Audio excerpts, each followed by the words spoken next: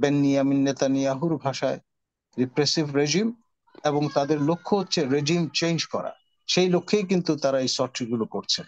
এক, রেজিমের বিষ দাঁত ভেঙে দিচ্ছেন, ক্যাপাসিটি সীমায়িত করছেন, ফেসটা যাতে লুজ করে ফেলে তারা, সেটা ইনশিওর। ইরানের যে আসল জিনিস রয়ে গেছে 3,000 ফিট নিচে, এবং সেটা পাহাড়ের 3,000 ফিট নিচে, সেখানে কিন্তু আপনি ক্লাস্টার বম্বিং করে ইসরায়েল কিচ্ছু করতে পারবে না। ইরানের ভূগর্ভস্থ যে স্থাপনা সেটি ইনভিনসিবল, কিন্তু মজাটা হচ্ছে সেটি চালনা করার মতো লোক অবশিষ্ট থাকবে না। ও কিন্তু আপনার সেই ভূগর্ভে যাওয়ার চেষ্টা করবে না। সে যেটা করবে, যাদের দিয়ে পরিচালনা করা হয় সেই লোকগুলোকে মেরে ফেলা, এবং অনেকাংশে তারা সফল। ইসরায়েলের সবচাইতে স্ট্রেংথের যে জায়গাটা, সেটি হচ্ছে সেখানে প্রতিটি নাগরিকের একাধিক পাসপোর্ট আছে। আপনার এথনিক রাশিয়ান ইসরায়েলি লোক কম নেই, এথনিক চাইনিজ ইসরায়েলি লোকের উপস্থিতি আছে সেখানে। এবং আপনার যেহেতু আপনার 10টা ট্রাইব লস্ট হয়ে গিয়েছিল, তারা সারা পৃথিবীতে ছড়িয়ে পড়েছে, এবং তাদের বংশধরেরা সারা পৃথিবীতেই কিন্তু অবস্থান করছে। এক, দ্বিতীয়ত আপনার সবচেয়ে মজার ব্যাপার হচ্ছে 10 বছর ধরে ইরান ইরাক যুদ্ধ হলো। এই পুরোটা সময় আয়াতুল্লাহ রুহুল্লাহ খোমেনি তখন ক্ষমতায়, মানে খামেনির পূর্বসূরি, যিনি সুপ্রিম লিডার ছিলেন, তিনি অ্যাপ্রুভাল দিয়েছিলেন। তার অ্যাপ্রুভাল নিয়ে পুরো যুদ্ধের সরঞ্জাম ইরান সংগ্রহ করেছিল ইসরায়েলের কাছ থেকে, এবং আপনার আমেরিকানদের ফেলে যাওয়া শায়ের আমলে ক্রয় করা যে সমর উপকরণ ছিল, ফ্যান্টম বিমানগুলো ছিল, সবগুলো স্পেয়ার পার্টস, অ্যামুনেশন, সবকিছু কিন্তু ইসরায়েল ইরানকে সরবরাহ করেছে, করে ইরানকে দিয়ে ইরাকের সঙ্গে যুদ্ধটা করিয়েছে 10 বছর টানা। আর সেটা করেছে বার্টার ট্রেডের মাধ্যমে। ইরান থেকে বস্তা বস্তা আপনার পেস্তা বাদাম নিয়ে গেছে ইসরায়েলে, এর বিনিময়ে তারা আপনার এই গোলা বারুদ গুলো সরবরাহ করেছে। এবং ইসরায়েলের সুক বা বাজারগুলো ফ্লাডেড হয়ে গিয়েছিল সস্তা ইরানি পেস্তা বাদাম। এই যে ইতিহাসটা, এটা কয়জনে জানে? এক, দ্বিতীয়ত এই যে নেটওয়ার্ক, সেটা তো নষ্ট হয়ে যায়নি। সেই কারণে ইরানের দোজ হু ম্যাটার্স, এদের প্রত্যেকের বাড়ির খবর, হাড়ির খবর ইসরায়েলের কাছে আছে। আর মোসাদকে আমরা পছন্দ করি না, গালিগালাজ করি আহ, আমাদের ইনক্যাপাসিটির কারণে। কারণ এক পার যাওয়ার মতো এই অঞ্চলে একমাত্র আইএসআই ছাড়া আর কারো কোনো ক্যাপাসিটি কিন্তু নেই। এখন টেকনোলজিক্যালি আইএসআই চেয়ে সুপিরিয়র মোসাদ, আর মোসাদের চেয়ে আপনার রিচ হচ্ছে ISI in terms of earning and revenue. তো ফলে, এবং সবচেয়ে পুরনো আপনার ইন্টেলিজেন্স আউটফিট আমাদের সাবকন্টিনেন্টে আইএসআই, আপনার কিংবা আমাদের ডিজিএফআই নস্যি তাদের কাছে। এবং এখানে আপনার যে বিষয়টা দেখতে হবে, টেকনোলজিক্যাল সুপিরিয়রিটি ইসরায়েল অর্জন করে বসে আছে, এবং বসে নেই, তারা কিন্তু অ্যাট পার তাদের যে ফ্রন্টিয়ার অফ নলেজ সেটি এক্সটেন্ড করছে প্রতিনিয়ত। Money market, world money market তারা কন্ট্রোল করে, বা তাদের সমগোত্রীয়রা কন্ট্রোল করে, ইহুদিরা। মিডিয়াও, ওয়ার্ল্ড মিডিয়াও কিন্তু তারাই কন্ট্রোল করে, এবং আপনার সেই সঙ্গে লেটেস্ট মানে state of the art technology, সেটিরও নিয়ন্ত্রণ তাদের। তো ফলে আপনি তো কোনোভাবে ম্যাচ করতে পারছেন না। আর মূল বিষয়টা যেটা এখানে লক্ষণীয়, আমি খুব মনোযোগের সঙ্গে Benjamin Netanyahu, his excellency the prime minister of Israel, তিনি বলেছেন, উদারত আহ্বান জানিয়েছেন, বলেছেন ইরান এবং ইসরায়েল এই দুটি রাষ্ট্রের জনগণ হচ্ছে অ্যানশিয়েন্ট জনগোষ্ঠীর উত্তরসূরি, এবং একের সঙ্গে অপরের কোনো বিরোধ নেই। তারা মূলত টার্গেট করেছেন রেজিমকে। এই তাদের ভাষায়, বেনিয়ামিন নেতানিয়াহুর ভাষায়, রিপ্রেসিভ রেজিম, এবং তাদের লক্ষ্য হচ্ছে রেজিম চেঞ্জ করা। সেই লক্ষ্যেই কিন্তু তারা এই সর্টিগুলো করছেন। এক, রেজিমের বিষ দাঁত ভেঙে দিচ্ছেন, ক্যাপাসিটি সীমায়িত করছেন, ফেসটা যাতে লুজ করে ফেলে তারা, সেটা ইনশিওর। গতকালকে আপনি বলেছেন রেজিম চেঞ্জ করার কথাটা একবারও বলেনি সে। গতকালকে যে অ্যাড্রেস দিয়েছে সে, আমি সেখানে শুনেছি সে বলেছে দেখুন তারা বলেছে এটা একটা পরমাণু অস্ত্র যে কর্মসূচি রয়েছে সেটাকে তারা বন্ধ করতে চায়। তারা মনে করে যে তিনি তিনি স্পষ্টভাবে বলেছেন যে আমরা নাৎসি আমাদেরকে ধ্বংস করেছে, আমরা আর ইরানের মাধ্যমে ধ্বংস হতে চাই না। তিনি এই কথাটা বলেন, গতকালকে আমরা শুনেছি। একাধিক বক্তৃতা তিনি করেছেন, একটা বক্তৃতা করে কিন্তু ক্ষান্ত নন, তিনি একের পর এক অ্যাড্রেস করে চলেছেন।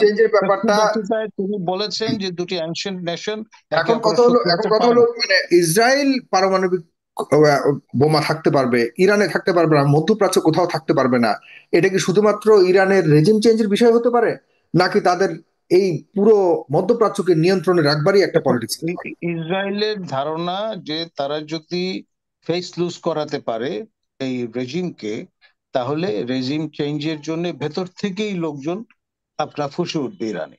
এবং আপনি কিন্তু রেজিম না, ঠিক আছে, রেজিম একটা ম্যাটার, রেজিমটাকে ম্যাটার করে এখানে শুধুমাত্র ইরানের শক্তিটাকেই নস্যাৎ করবারই একটা প্রচেষ্টা। কিন্তু আমার কথা হলো তাদের টার্গেট তো হলো এই পুরো আরব বিশ্বটা।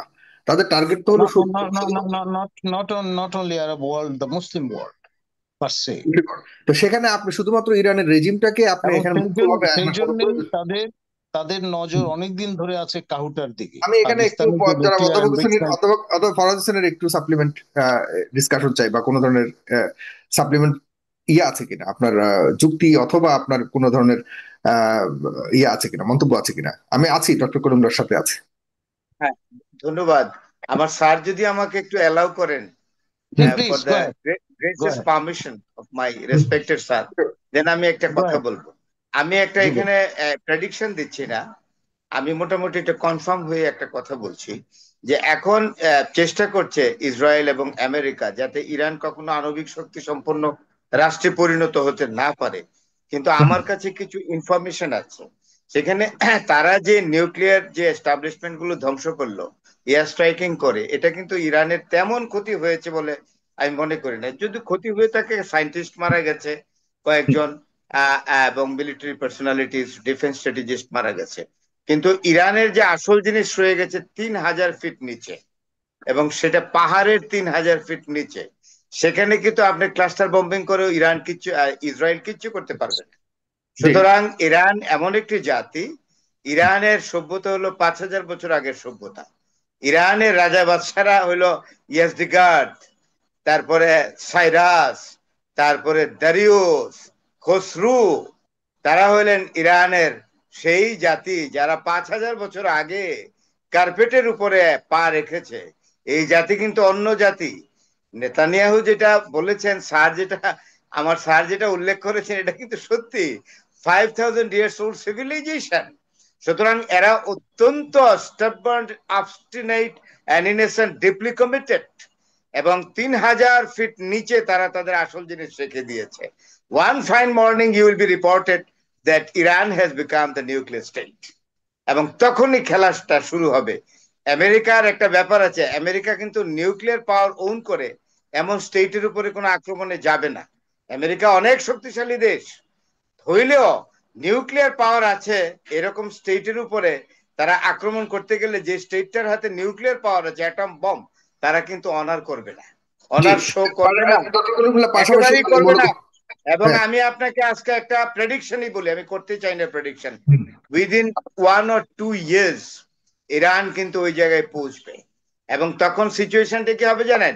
দুইটা বর্ডারিং মুসলিম কান্ট্রি হবে নিউক্লিয়ার পাওয়ার সম্পন্ন, তার সাথে এলাই হবে চায়না, এবং আছে নর্থ কোরিয়ার nuclear power. North Korea China যা বলে তাই শোনে। সুতরাং এইখানে কিন্তু এখানে কিন্তু ইসরায়েল কিন্তু খুব একটা পার পাবে আখেরে এমন না, এবং বিপদে পড়বে ভারত। কারণ ভারত যা দেখাচ্ছে বা যা করে, আমার মনে হয় না ইন্ডিয়ান ফরেন পলিসি যেটা এখন রান করছে এটা ম্যাচিউরড এনাফ। ধন্যবাদ। জি, ডক্টর কলিমুল্লাহ, আপনি বলছিলেন, আমার একটু জানার বিষয় হলো যে তাদের টার্গেটটা হলো যে আরবকে কোনোভাবেই শক্তিশালী হতে দেবে না, কারণ আরবকে তারা ব্যবহার করতে চায়, আরবের যত সম্পদ আছে এগুলিকে নিয়ে নিয়ে তারা বাঁচতে চায়, যদি সোজা বাংলায় আমি হালকা বাংলায় বলি।